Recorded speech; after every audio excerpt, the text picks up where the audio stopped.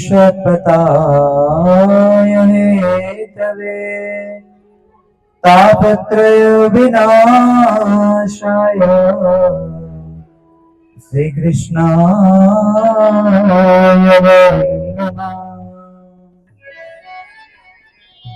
श्रीमद् व्यास देव जी ये श्रीमद् भागवत ग्रंथ के महिमा विशेष करके दो पुराणों में आए हैं। इनका जो दिव्य वर्णन एक तो श्री पद्म पुराण और एक स्कंद पुराण में आए।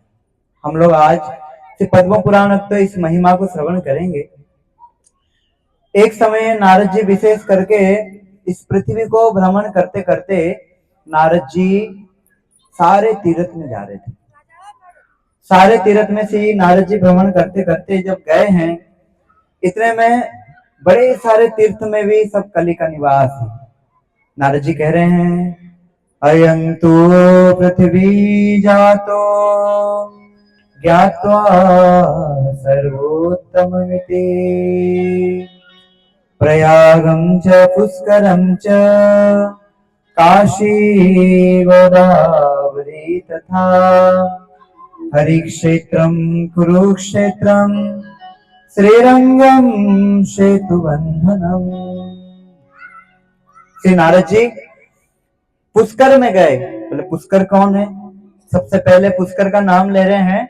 ये पुष्कर तीर्थों का गुरु है। वहां भी जाकर के देखे, कली का इतना प्रभाव है, वहां भी नारद जी शांति नहीं मिला। प्रयागम च, प्रयाग तीर्थ का राजा है, तीर्थराज प्रयाग कहते हैं। बोले वहां भी नारद जी को शांति नहीं मिला।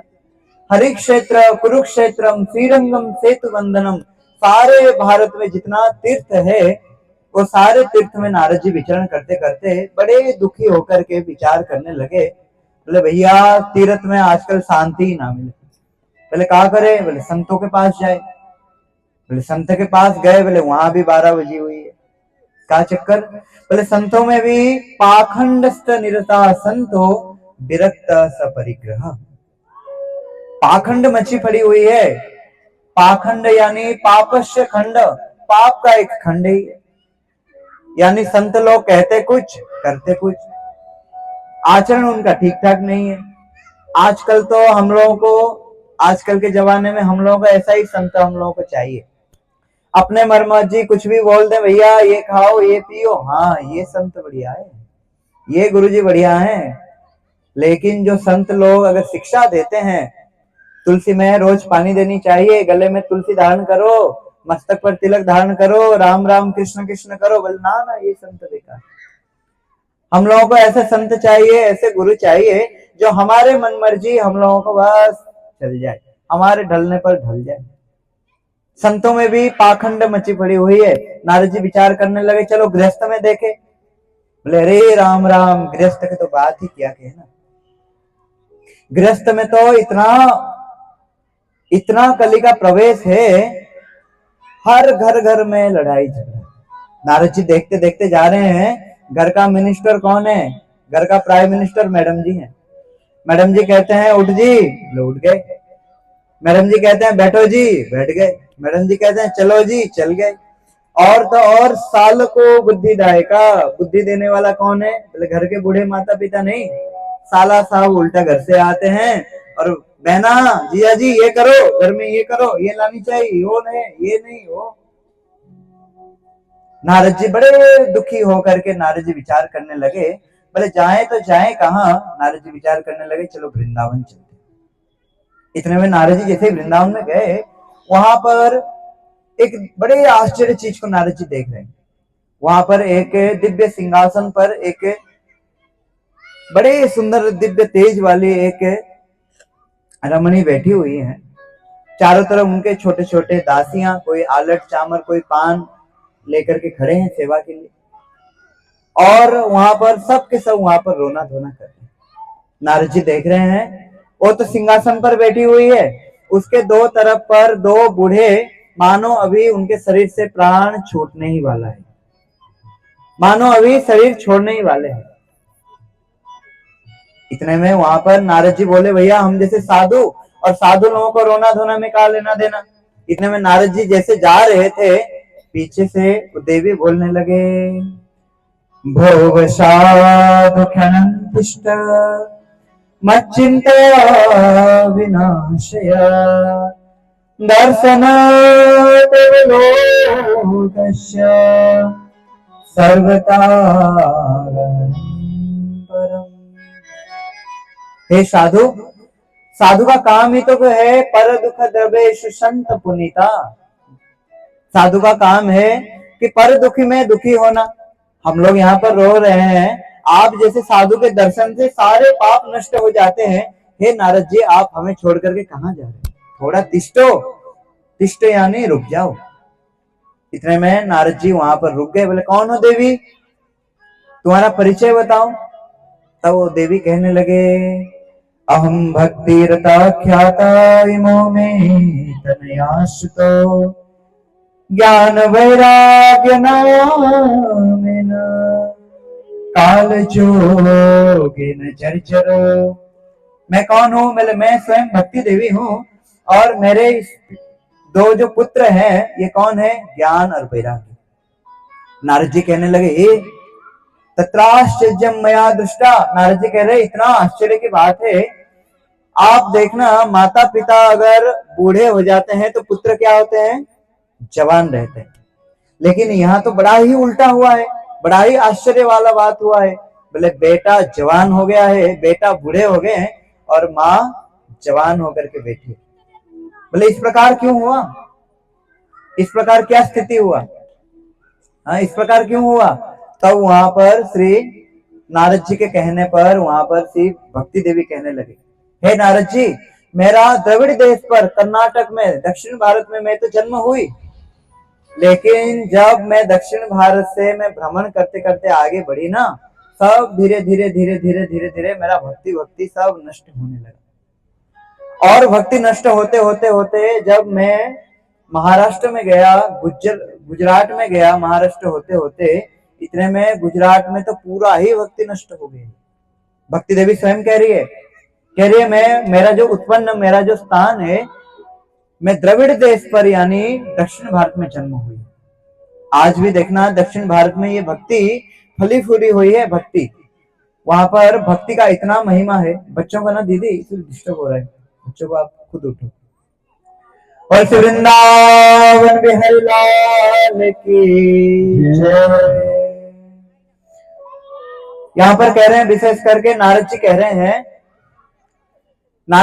अच्छा इस प्रकार का आपका दुर्दशा। भक्ति देवी कह रही है मैं सारे जगत घूमते घूमते मैंने सोचा वृंदावन आ जाऊं, लेकिन वृंदावन आते ही मैं तो सुस्त हो गई। लेकिन ज्ञान वैराग्य दोनों बूढ़े हो गए, ज्ञान और वैराग्य दोनों के दोनों बूढ़े हो गए हैं। इतने में वहां पर नारद जी को कहने लगे, भैया भक्ति देवी कहने लगे आप ही कुछ उपाय कर दीजिए। आपकी कृपा से इतना महिमा है, आपका इतना महिमा है, आपकी कृपा से नारद जी, ध्रुव महाराज और प्रहलाद महाराज जी, आपके कृपा से 6 महीने में ध्रुव महाराज जी तो भगवत प्राप्त किया। आपकी कृपा से प्रहलाद महाराज जी ने 5 साल के आयु में ही भगवान नृसिंहदेव को दर्शन किया। भक्ति देवी नारद जी के गुणगान करने लगे, जयति जगति माया यस्य काया धवस्ते वचन रचन में कम केवलम चाकलस्य ध्रुव पदमपि जाते ध्रुवयम् सकल कुशल पात्रं ब्रह्मपुत्रं नतास्मि। भक्ति देवी नारद जी को स्तुति करने लगे और इतने में नारद जी कहने लगे, बोले श्री कृष्ण चरणाम्बुज स्मर दुख गमिष्यति।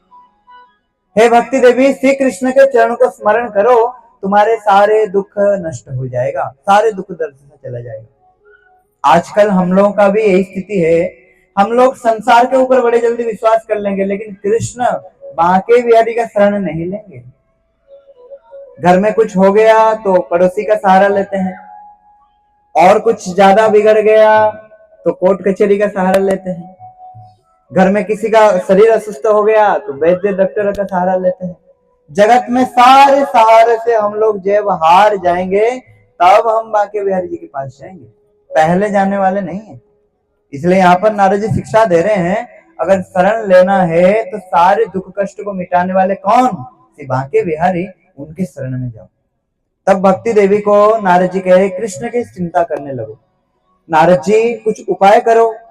इतने में नारद जी ने वहां पर जो बूढ़े दो व्यक्ति सोए हुए थे, ज्ञान और वैराग्य, ये भक्ति देवी के दो बेटा, उनके कान में श्रीमद् भगवत गीता, वेद, वेदांत, उपनिषद सब सुना दिया।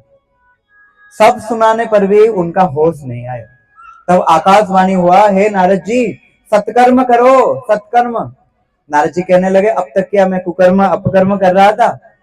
अरे जा स्वयं पद्म नावश्य मुख पद्मा विनिष्ठता, अरे जिनके मुख कमल से ये दिव्य गीता प्रकट हुई है, उससे बड़ा श्रेष्ठ और क्या है जगत में। इतने में नारद जी तो संसार में भ्रमण करते करते बड़े दुखी होकर के सबसे पूछते पूछते बद्रिका में गए, और बद्रिकाश्रम में वहां पर चतुसन, ये सत्संग भ्रमण करते हुए, सत्संग पिपासु ये चतुसन वहां भ्रमण करते करते वहां जब जा रहे थे बद्रिकाश्रम में, उन्होंने नारद जी को देखा। नारद जी को जाकर के देखा और नारद जी को पूछने लगा, अरे नारद जी आप जैसे साधु, और आप जैसे साधु के शरीर में तो आपके मुंह में 12 बजी पड़ी हुई है, आपको किस चीज का टेंशन, साधुओं को किस चीज का टेंशन है? इसलिए हे नारद जी क्यों दुखी हो? तब नारद जी सारे घटना को सुनाया। इतने में सनकादि मुनि कहते हैं, सनकादिगण कहते हैं, हे नारद जी आपने उनको श्रीमद् भागवत कथा नहीं सुनाया। नारद जी कहने लगे, अरे मैंने सारे ग्रंथों का सार उनको अगर सुना दिया तो भागवत सुनाने की क्या जरूरत है? सनकादिगण कहते हैं, भैया ये कथा ऐसा, कथा रूपी सार ऐसा है कि आप अगर देखो, ये आम का पेड़ का जो सार क्या है, पेड़ का सार आम है। बस कथा खत्म होने वाले, माताएं बैठ जाइए, कथा को आधे में छोड़ के नहीं जाते, बैठ जाइए, 5 मिनट में खत्म कर रहे हैं, बैठ जाओ। आम का पेड़ का सार क्या है? पेड़ का सार क्या है? बोले आम। कोई अगर आम को अगर खा करके, आम खाना छोड़ करके अगर टहनी का तोड़ करके खाने लगे तो क्या होगा?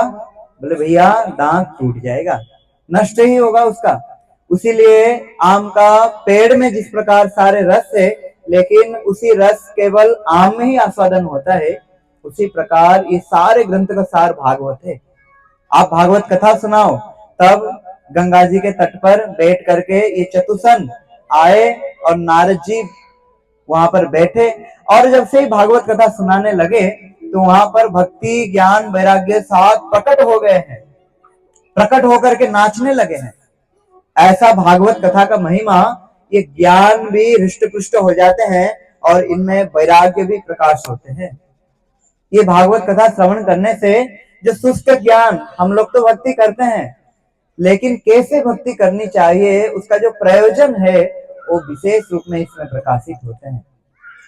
ये ऐसे अद्भुत भागवत कथा है, मतलब प्रेत जन्म में कोई पड़ा हुआ है, भूत को भी कल्याण करने वाला ये श्रीमद् भागवत कथा है। नारद जी को जैसे ही पूछने लगे कि कोई ऐसा कथा है कि कोई भूत में पड़ी हुई हो और उसका उद्धार हो गया हो, कोई भूत जोनि में था और उसका उद्धार हो गया, कोई ऐसा कथा है? इतने में वहां पर नारद जी ने जैसे ही सनकादिगण को पूछा, वहां पर सनकादिगण कहने लगे, बोले हाँ भूत जोनि में पड़े हुए थे धुंधुकारी। ये धुंधुकारी इतना पापी था, इतना पापी था, घर में 5-5 वेश्या को ला करके रख करके इतना पाप कर्म किया, अंतिम में वही वेश्या ही धुंधुकारी को मुंह में आग डाल करके मार दी। इतना भयंकर पापी था, लेकिन धुंधुकारी का ऐसा दुर्गति हो गया, वो बन गया प्रेत, वो भूत बन गया धुंधुकारी। और उसके भाई गोकर्ण वो दिव्य महापुरुष बने। एक समय गोकर्ण भ्रमण करते करते, ये आत्मदेव पुत्र गोकर्ण भ्रमण करते करते एक घर में जैसे ही आए हैं, इतने में धुंधुकारी उनको डराने लगा, कभी बाघ बन करके कभी हाथी बन करके जब डराने लगा है, इतने में वहां पर गोकर्ण जी ने अपने कमंडल से जल लेकर के उसके ऊपर छिड़क दिया। मुंह तो जली हुई है, बेस्या लोग ने उसको मार दिया, भूत बन चुका है। इतने में गोकर्ण ने उसके ऊपर जल छिड़क दिया और पूछते हैं, कौन हो भाई तुम? तब कहने लगा, अहम भ्राता त्वदीयस्मि धुंधुकारित नामिना स्वकीय नैव दोषेण ब्रह्मत्व नाशित भैया। हे भैया, मैं आपके ही भैया धुंधुकारी हूँ। आप तो जगत में विख्यात हुए, लेकिन मेरा जगत में कुख्यात हुआ। आप तो जगत में भागवत भक्ति को, धर्म को आचरण किए, इसलिए आप महापुरुष बने। और मैं कहा चोर डकायती करते करते, बेस्याओं के संग करते करते उल्टा सीधा काम किया। मरना भी मेरा दुर्गति से मरा, इसलिए भूत बन करके आज मैं प्रेत जोनि में आ गया हूं। इसलिए हे साधु, अपने भाई को ही कह रहा है, बोले आप ही मुझे कुछ उपाय कर दीजिए, मेरा उद्धार का कुछ उपाय कर दीजिए। इतने में उन्होंने जैसे ही उसका उद्धार का उपाय अनुसंधान करने लगे, साक्षात सूर्यदेव प्रकट होकर के कहने लगे, बोले हे गोकर्ण जी, ये श्रीमद् भागवत कथा सुनाइए।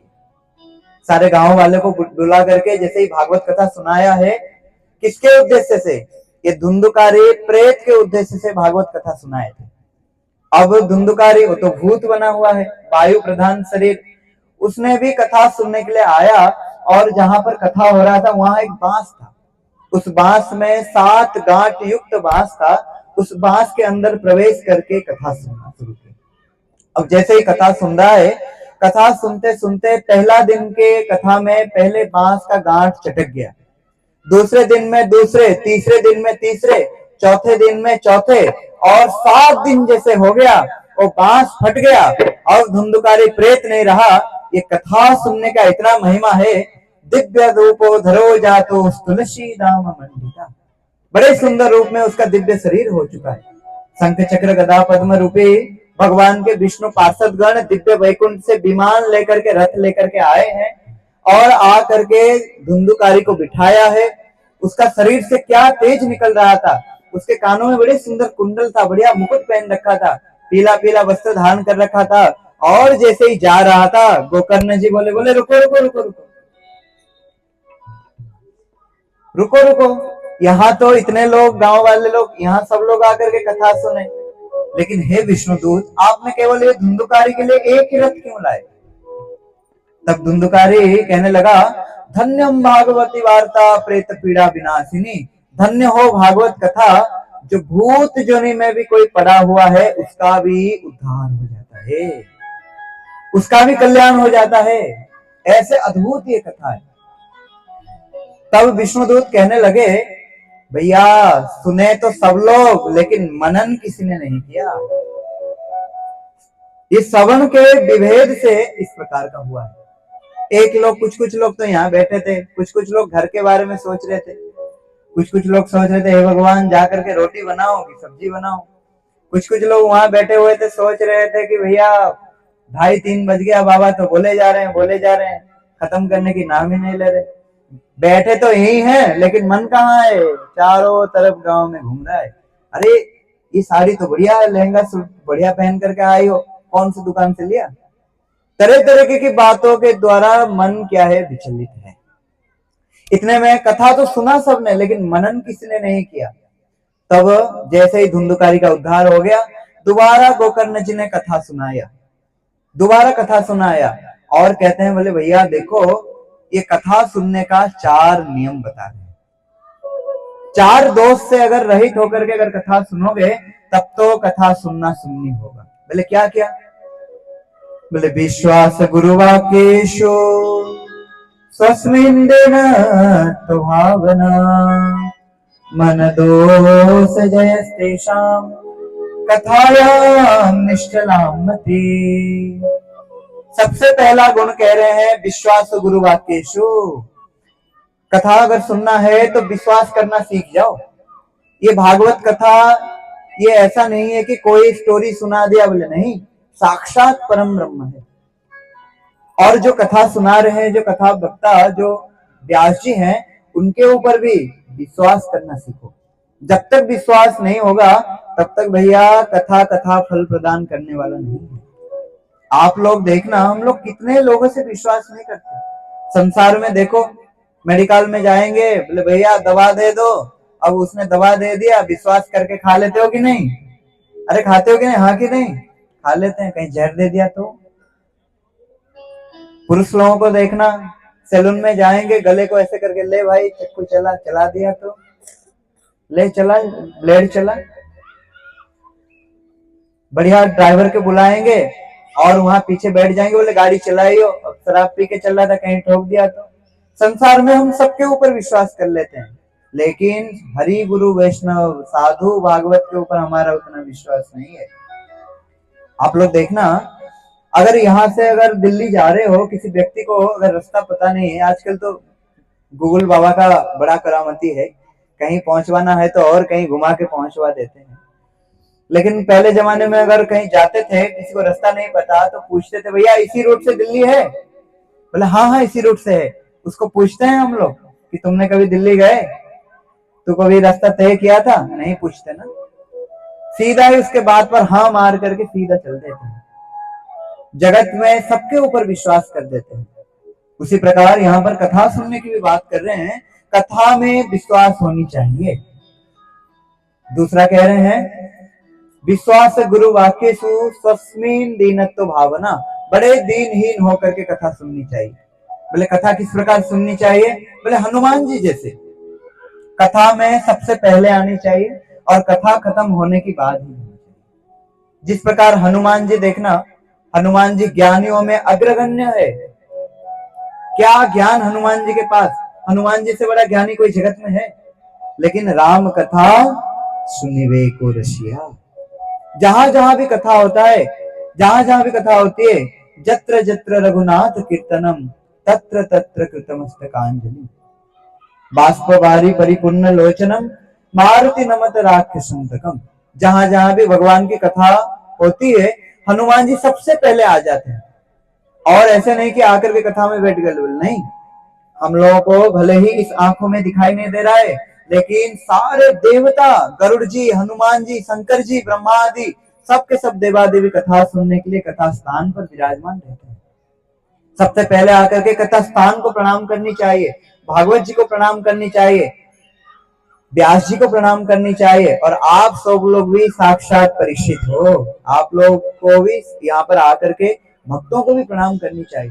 तब बड़े दीनहीन होकर के कथा सुनो और कथा खत्म होने की बात भी जानी चाहिए। हनुमान जी जिस प्रकार कथा सुनते हैं उसी प्रकार कथा सुननी चाहिए। तीसरे क्या कह रहे हैं, मन दोषो जयस्ते साम, कथा को में इधर उधर की बात नहीं करनी चाहिए। हमारे गुरुजी तो कहते हैं, कथा में ऐसे व्यक्ति के पास बैठो जिससे तुम नहीं पहचानते। अगर पहचान वाले व्यक्ति के पास बैठ गए, अरे घर में कौन सा सब्जी बना के आई हो, अरे घर में सब ठीक ठाक है तो, कुशल मंगल है तो, बेटी को स्कूल भेजा कि नहीं, तरह तरह की बात ही पूछेंगे भैया। इसलिए जिससे जान पहचान है ना, उससे थोड़ा दूर बैठो। और कथा में आए हो 3 घंटा कथा में ही ध्यान दो। चौथा कह रहे हैं, दोषम निश्चलाम, बोले क्या करनी चाहिए? कथा में कोई दोष नहीं देखनी चाहिए। साक्षात भगवान की भगवतमयी कथा है, अगर कथा में कोई दोष देखते हैं तो हमारा महत अपराध हो जाएगा। अरे यहाँ तो तोता है नहीं, अरे यहाँ तो केला का पेड़ लगाए नहीं, यहाँ तो ग्रह मंडल का पूजा हुआ ही नहीं, यहाँ तो ये नहीं हुआ, वहां तो वो नहीं हुआ। इस प्रकार दोष नहीं देखनी चाहिए।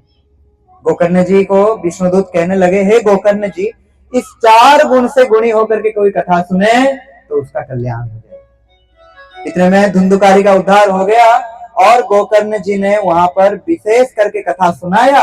और जैसे ही उन्होंने कथा सुनाए हैं,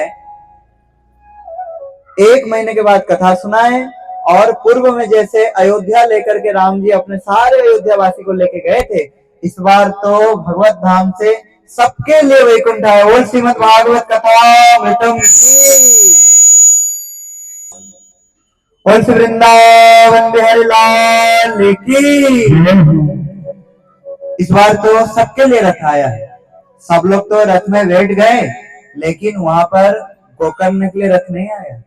गोकर्ण के लिए तो साक्षात वहां के बिहारी जी प्रकट हुए।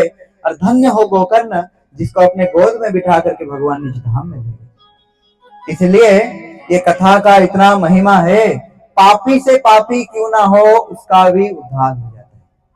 इसलिए देखो, हम लोगों का इतना सौभाग्य है, ये मार्गशीर्ष महीना सबसे श्रेष्ठ महीना कहा गया है। इसी महीना में ब्रज गोपियां बड़े सुंदर रूप में कात्यायनी व्रत किए थे और बांके बिहारी को मिले थे। भगवान गीता में कहते हैं मैं मासों में मार्गशीर्ष महीना हूं। ये महीना का इतना महिमा है, और इसी महीना पर जो कल जो एकादशी है उसका नाम है उत्पन्ना। इसी महीना में ही ये एकादशी का प्रारंभ हुई थी। कल का जो एकादशी उत्पन्ना मतलब उत्पन्न होने के कारण इस एकादशी का नाम उत्पन्ना है। इसलिए भागवत कथा में अगर एकादशी आ जाए तो मानो सोने में सुहागा।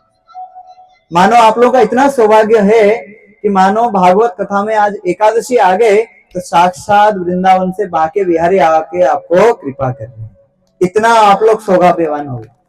लेकिन कौन सौभाग्यवान हो पाएगा? जो एकादशी रखेगा। कौन कौन एकादशी रखते हैं? कुछ लोग रखते हैं ना।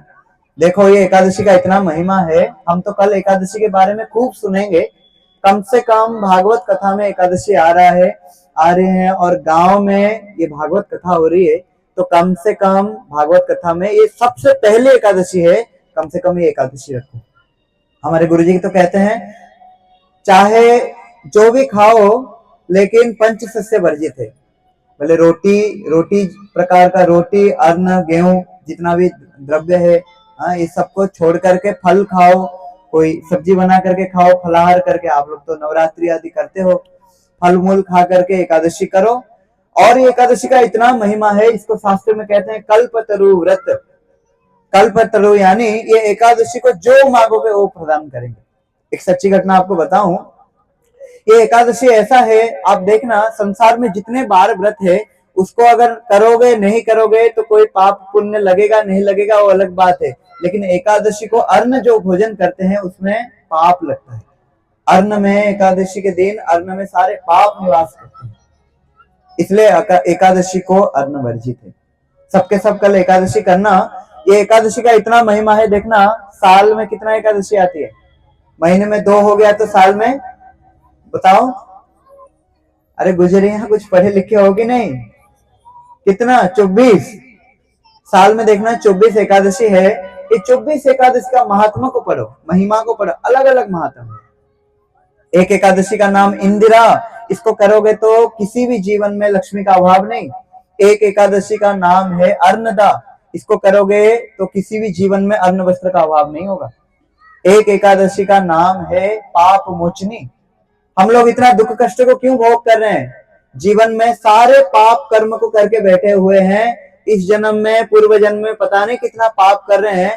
पाप अपने बाप को भी नहीं छोड़ता भैया, इसलिए भोग करना ही पड़ेगा। एक दुख तो गया नहीं, दूसरे दुख आ गया। हम सोचते हैं एक दुख को जैसे तैसे निपटा ले, बस हो गया शांत। एक को खत्म कर दिया, दूसरे दरवाजे के पास खड़ी है कि नहीं संसार में? इसलिए ये पाप मोचिनी एक एकादशी होते हैं, इसको करोगे तो सारे पाप नष्ट हो जाएंगे। एक एकादशी का नाम है पुत्रदा, इसको करोगे तो जिसी का संतान नहीं हो रहा है उसका संतान होगा। इसीलिए एकादशी का इतना महिमा है। अरे आप और हमारे बात तो छोड़ दो, काशी विश्वनाथ के नाम सुने कि नहीं? स्वयं शंकर जी भी एकादशी के दिन अपने पालकी के ऊपर बैठ करके बिंदु माधव के यहाँ जाते हैं। हर एकादशी को वहां पर फल का भोग लगता है। आप वैष्णो देवी में जाकर के देखो, वहां भी देवी स्वयं एकादशी करते हैं। आप जाकर के देखो, पुणे में एक जगह है रांझन गांव, वहां पर एक गणेश जी मूल गणपति वहीं पर हैं।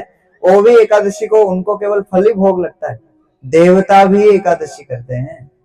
हमारे बात तो छोड़ दो, आपके बात तो कहना ही क्या। इसलिए ये ऐसे अद्भुत एकादशी है। ये एकादशी स्वयं बांके बिहारी का व्रत है। आप लोग बताओ, हनुमान जी के खूब बार व्रत रखे, लेकिन वो हनुमान जी स्वयं राम जी के लिए एकादशी करते।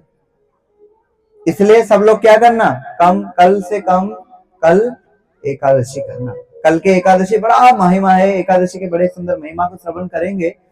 आप लोग ऐसा मत सुनना कि बाबा तो कह रहे हैं। बोले भैया एक सच्ची घटना आपको सुनवा दूं, फिर कथा को विश्राम करेंगे, समय हो रहा है।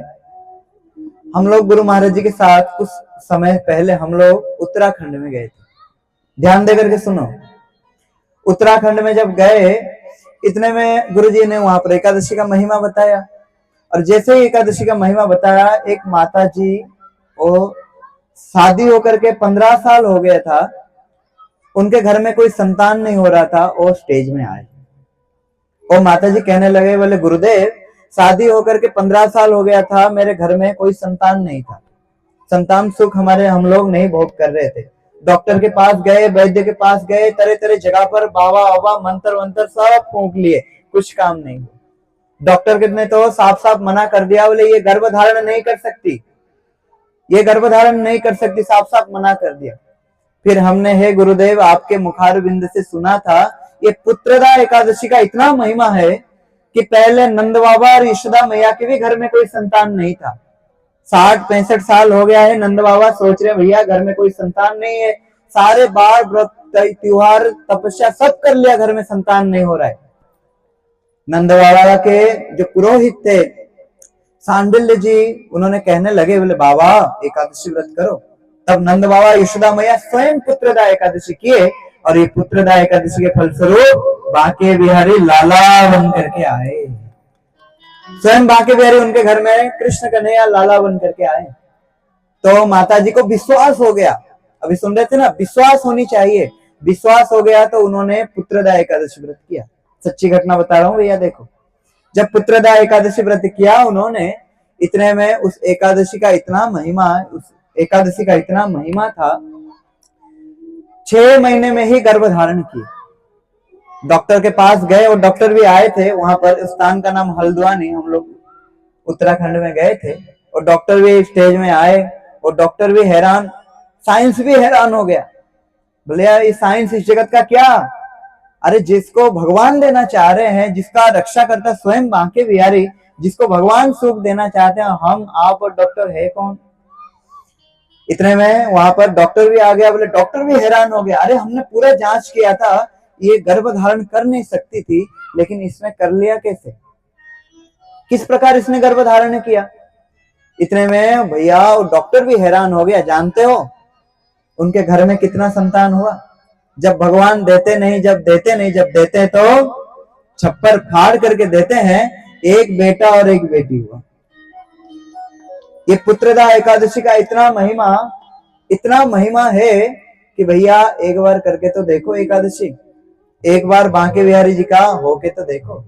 इसलिए ये कथामृत हम लोग अभी सुन रहे थे ना, किस प्रकार गोकर्ण धुंधुकारी के लिए भूत बन गए थे और उनके उद्देश्य से कथा सुनाया तो उनका पूर्वज भी उद्धार हो गए, वो धुंधुकारी भी उद्धार हो गया।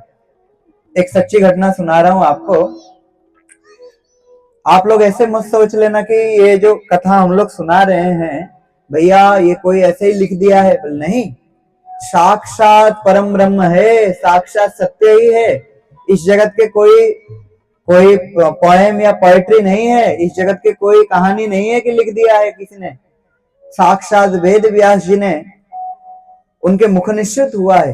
वेदो नारायणम स्वयं, भगवान के मुखारविंद से ये कथा निश्चित हुआ है, साक्षात भक्त के मुखारविंद से निश्चित हुआ है, उद्धव जी के मुखारविंद से ये कथा निश्चित हुआ है। ये कोई ऐसे वैसे कथा नहीं है, ये अगर विश्वास करोगे तो ये कथा सब कुछ प्रदान करने में सामर्थ्य है। हम लोग एक स्थान है, एक जगह पर हम लोग गए थे, वहां पर कुछ भूतों का उपद्रव था, सच्ची घटना है। वहां पर कुछ भूत लोगों का उपद्रव था, तो वो किसी के घर में कोई एक शरीर छोड़ दिया, तो वो भूत बन के उसके घर में आए, और भूत बन के घर में आए और कहने लगे, बोले अमुक जगह पर एक संत रहते हैं, हमारे गुरुजी, यहाँ पर फोटो है, अमुक जगह पर एक संत रहते हैं, उनको बुला करके लेकर के आओ और उनसे कथा सुनवाओ, तब उद्धार होगा। जब पहला दिन का कथा हुआ, दूसरा दिन का कथा हुआ, 7 दिन का जैसे ही कथा हुआ, वहां एक विराट एक पेड़ था, उस पेड़ ना आंधी ना तूफान कुछ भी नहीं, झन करके वो टूट करके गिर गया। और रात को ही स्वप्नादेश आया कि बाबा इन महापुरुष के कथा सुन करके हमारा उद्धार हो गया।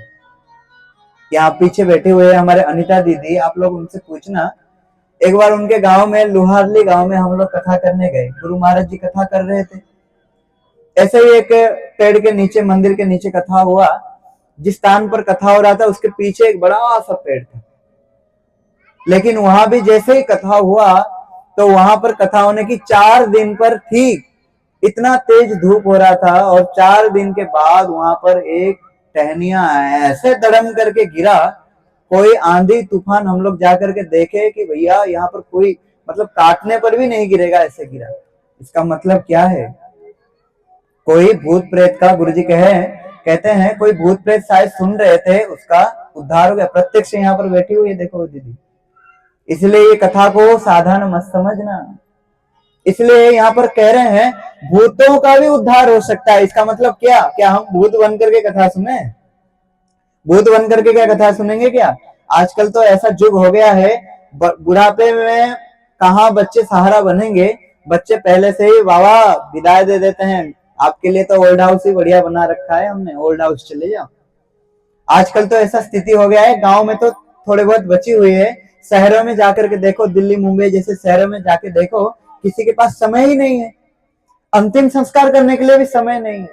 हम लोग मुंबई में एक स्थान पर गए, वहां पर जहां बैठे थे, जहां रुके थे, पड़ोस में कोई बूढ़ी माता शरीर छोड़ दिया। उनका अंतिम संस्कार हो रहा था, तो उनके नाती पोती बैठ के कंप्यूटर में गेम खेल रहे थे। बोले भाई कम से कम तुम लोग तो चले जाओ। बोले नहीं नहीं, हम लोगों का बड़ा ऑफिस में काम है, हम लोगों को खेलना कूदना है, हम नहीं जाएंगे। ऐसा परिस्थिति में कोई मरने के बाद हमारे लिए कथा सुनाएगा, हमारे उद्देश्य से कथा रखवाएगा, इससे अच्छा तो जीते जी ही क्या करनी चाहिए? कथा सुन लेनी चाहिए। इसलिए समय से हम लोग कल यहाँ पर कथा प्रारंभ करेंगे। आज कथा को हम लोग यहीं विश्राम देते हैं, इसके बाद हम लोग आरती करेंगे। समय से आप लोग ठीक 1 बजे यहाँ पर आ जाना, ठीक है? ऐसा नहीं कि हम लोग 1 बजे बुलाए और आप लोग 2 बजे 3 बजे आओ, नहीं। कथा में सबसे पहले जिस प्रकार इस जगत में देखना, कोई अगर सिनेमा देखने जाओ, कोई अगर कुछ टिकट खरीद करके कुछ अगर काम करो, तब तो क्या होता है, अगर 1 बजे के अगर कोई सिनेमा हो तो हम कितने बजे जाएंगे? 2 बजे 3 बजे जाएंगे क्या? 12 बजे पहले वहां लाइन में खड़े हो जाएंगे। लेकिन हरिकथा में हम देखते हैं भैया लेट हो जाता है। बोले नहीं, ठीक 1 बजे आना और ठीक 4 बजे ही हम लोग कथा को विश्राम दे देंगे, फिर आप घर का काम करना, ठीक है? आज कथा को हम यही विश्राम देते हैं। और वृंदावन बिहारी लाल की और श्रीमद् भागवत कथा। कोई नाचने वाला बढ़िया कीर्तन गा लो, कोई बढ़िया भजन कीर्तन गा लो। सब लोग खड़े हो जाइए, अभी एक कीर्तन होगा, फिर उसके बाद आरती। बोलो श्री वृंदावन बिहारी वृंदावन कुंज गली में, वृंदावन कुंज गली में वो मेरा मन